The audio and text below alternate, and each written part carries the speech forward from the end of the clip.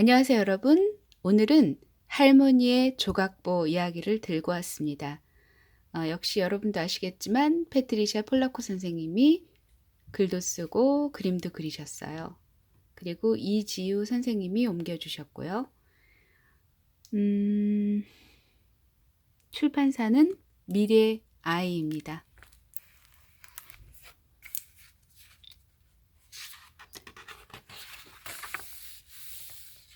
할머니의 조각보.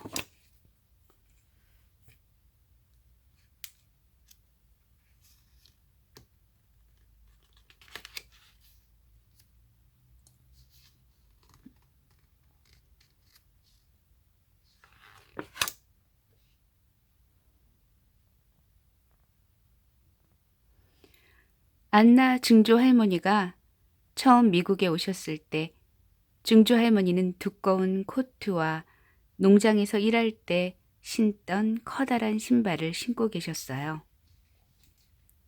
하지만 뉴욕에는 농사 지을 땅이 없었어요. 증조 할머니 아버지는 마차에 짐을 실어 나르는 일을 하셨고 나머지 식구들은 하루 종일 종이꽃 만드는 일을 했어요. 러시아에서와 다르게 거리는 사람들로 붐볐고 모두 바빴어요. 증조 할머니네도 그렇게 살았어요.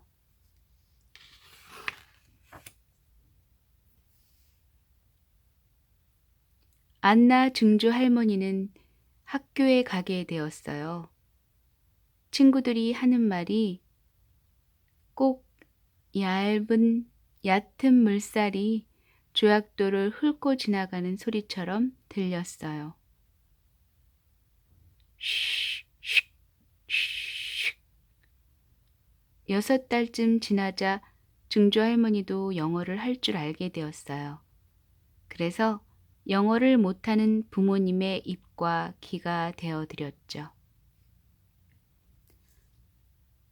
러시아에서 미국으로 온 뒤 모든 것이 바뀌었지만 그래도 변하지 않은 것이 하나 있었어요.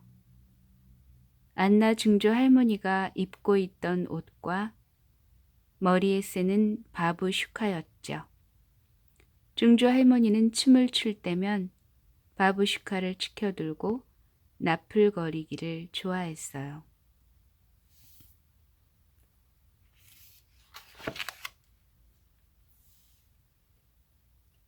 안나 증조 할머니가 점점 자라 옷이 작아지자 증조 할머니의 어머니는 새 옷을 지어주셨죠. 그리고 증조 할머니의 작아진 옷과 바부슈카, 헌옷 바구니에서 꺼낸 블라디미르 삼촌의 셔츠와 하바라 숙모의 잠옷, 나타샤 숙모의 앞치마를 들고 말씀하셨죠. 이 옷으로 조각보를 만들어야겠구나. 고향 생각이 나게 말이야. 그러면 밤에 손잡고 춤추던 식구들도 여기에 있는 것 같을 거야.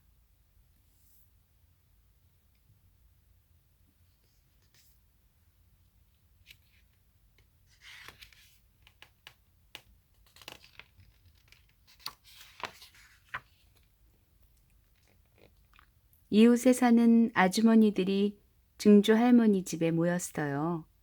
아주머니들은 옷에서 동물 모양과 꽃 모양을 오려내었죠.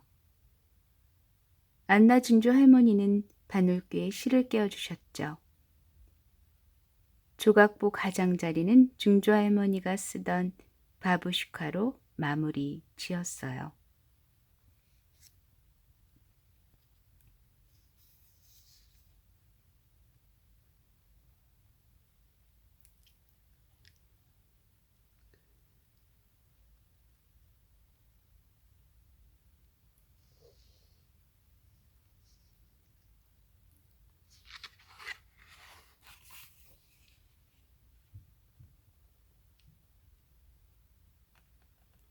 금요일 저녁이면 증조 할머니의 어머니는 안식일 기도를 하셨답니다. 식구들은 흰 빵과 닭고기 수프를 먹었죠.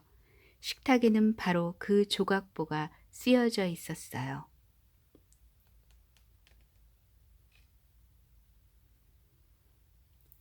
아가씨가 된 안나 증조 할머니는 증조 할아버지가 될 샤샤와 사랑에 빠졌답니다. 샤샤는 손수건에 금화와 말린 꽃, 돌소금을 싸서 증조 할머니에게 주었어요. 그리고 아내가 되어달라고 했죠. 금은 부자를, 꽃은 사랑을, 소금은 향기로운 삶을 나타내는 물건이래요. 증조 할머니는 손수건을 받았어요. 그리고 두 사람은 결혼을 약속했죠.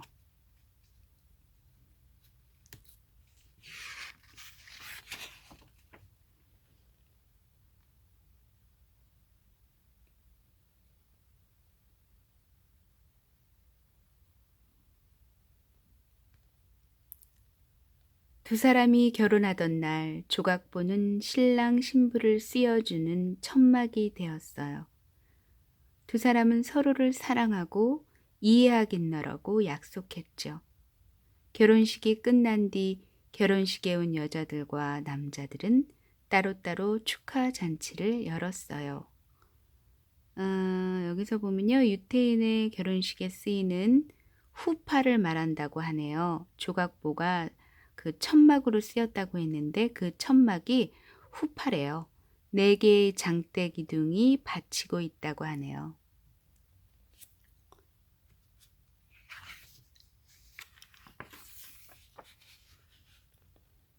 우리 할머니 칼이 태어났어요.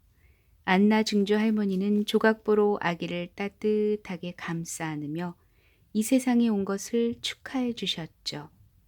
그리고 금과 꽃, 소금, 빵을 선물로 주셨어요. 금은 가난하게 살지 말라고, 꽃은 언제나 사랑받으라고, 소금은 뜻깊게 살라고, 빵은 조금이라도 배고픔을 겪지 말라고 준 것이었죠. 안나 증조 할머니는 딸인 칼 할머니에게 안식일을 지킬 것과 음식을 만드는 법, 청소하고 빨래하는 법을 가르치셨죠. 그리고 이렇게 말씀하시곤 했어요. 언젠가는 좋은 사람을 만나 결혼해야 할 텐데.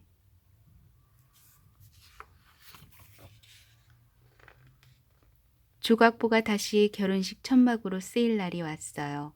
이번에는 칼 할머니와 조지 할아버지의 결혼식이었죠. 여자와 남자들이 함께 축하 잔치를 열었지만 춤은 같이 추지 않았어요. 칼 할머니는 금화와 빵, 소금으로 꾸민 결혼 꽃다발을 들고 있었죠. 칼 할머니와 조지 할머니는 시골 농장으로 이사를 했어요. 안나 증조 할머니도 함께 가셨죠. 그곳에서 아기가 태어났어요. 아기 이름은 메리 엘렌, 바로 우리 어머니였죠. 조각보는 다시 아기의 이불이 되었답니다.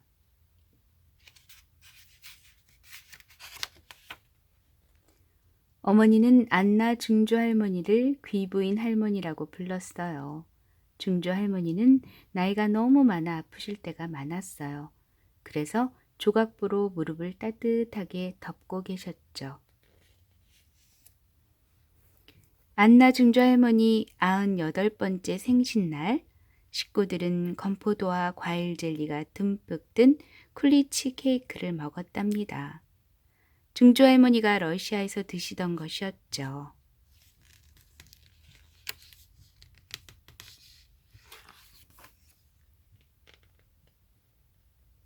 안나 증조 할머니가 돌아가셨어요.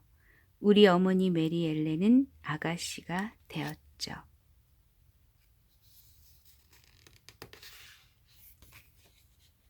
우리 어머니 엘렌이 집을 떠나 따로 살러 나갈 때 칼할머니는 조각보를 딸에게 주었어요. 조각보 보이시죠?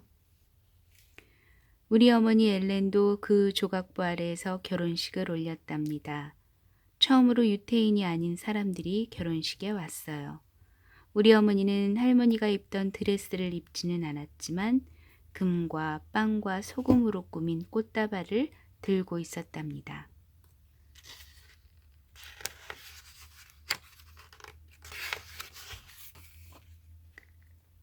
나, 패트리샤가 세상에 나왔을 때 처음 내 이불이 되어준 것도 그 조각보였어요. 내가 돌을 맞던 날 식탁보가 되어준 것도 그 조각보였지요.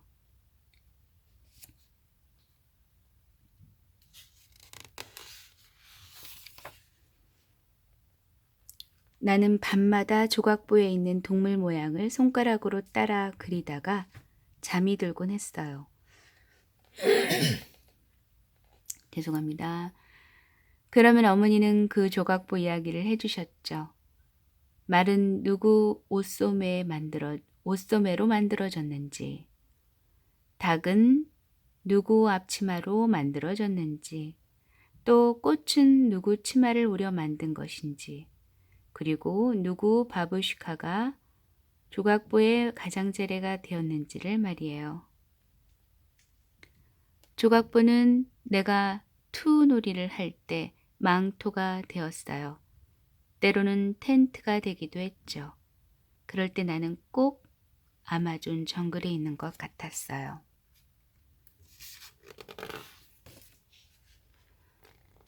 내가 엔조 마리오와 결혼하던 날 여자들은 남자들과 함께 춤을 추었어요. 나는 금과 빵 소금으로 꾸민 꽃다발을 들고 있었죠. 사람들은 우리가 늘 웃으며 살라고 그 꽃다발에 포도주를 뿌려주었어요.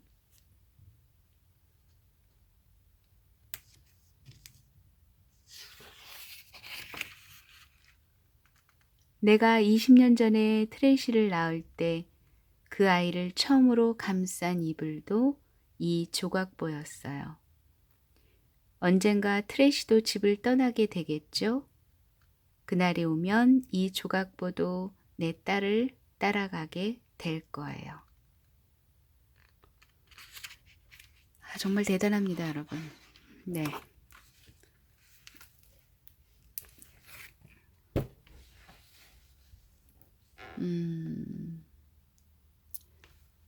각 집안마다 이런 문화가 있다면, 얼마나, 뭐라고 할까요? 근검절약해라라는 말이 필요 없을 것 같아요. 어떤 조각보만으로도 삶 전체를 꿰뚫을 수 있을 것 같습니다. 무엇보다도 앞치마에서 꺼내고 누구 스웨터에서 꺼내고 이런 것들이 결국에는 이제 추억인데요.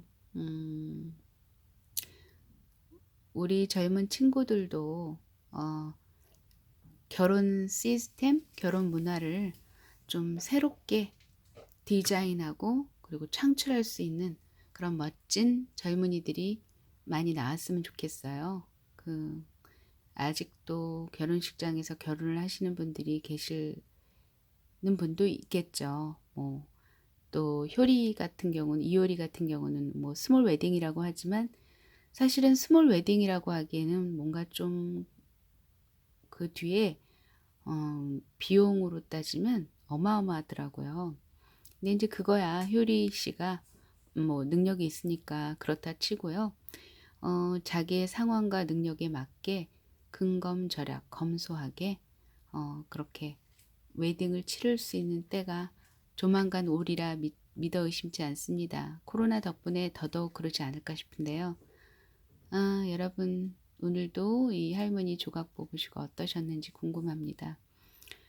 사실은 이렇게 어떻게 보면 그 몇 년이 수십 년이 됐다는 거잖아요. 그리고 한 세대를 지나서 다음 세대. 그러니까 이게 진짜 겁이네요. 겁. 그 어마어마한 세월을 끌어안은 조각보인데 우리나라에 이런 문화가 있는 곳이 살아있는 곳이 있을까 싶기는 합니다. 저부터도 사실 굉장히 이 부분에 있어서는 부족함이 너무너무 많은데요. 그리고 요즘 같은 경우는 뭐 너무나 풍요 속에 살아서 이런 오래된 것들을 뭐라고 할까요? 근검절하고로 생각하고 멋있게 보는 가치관들이 있기나 할까 하는 생각이 들기는 합니다. 아무튼 저는 그 외국의 문화를 보면서 느끼는 것이요. 우리가 배울 것이 많다는 생각이 듭니다. 새로운 것을 만들어내는 것도 좋지만 있는 것을 새롭게 디자인해서 그런 이어가는 것도 엄청난 큰 전통이고 그 매력이라고 보는데요. 특히 이제 아토피 같이 피부가 여린 친구들은 사실은 이렇게 수없이 빨고 그래서 어떤 섬유 속에 있는 독성분을 어떻게 보면 제거하는 셈이 되니까 이것처럼 건강에 좋은 게 없죠. 근데 워낙 요즘은 그 섬유 자체도 뭐 알 수 없는 뭐 아크릴 섬유 뭐 굉장히 폴리스테롤이라든가 이런 나일론 섬유가 많이 포함된 옷감들이 많아서 사실은 아토피 있는 친구들이 아마 굉장히 괴로울 거예요. 이런 것들은 사실은 우리가 생활 속에서 실천할 수 있는 부분들이 적지 않아 있다고 보고 또 요즘 들어서 드는 생각들은요.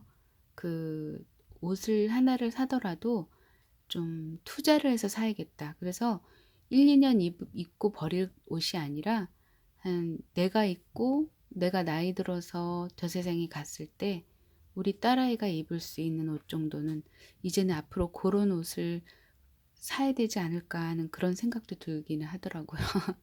갑자기 들었다기보다는 워낙 그 풍요 속의 빈곤 속에 살아가는 우리들의 모습에서 너무 쉽게 옷을 사고 버리고 저도 약간 그런 스타일이긴 한데요.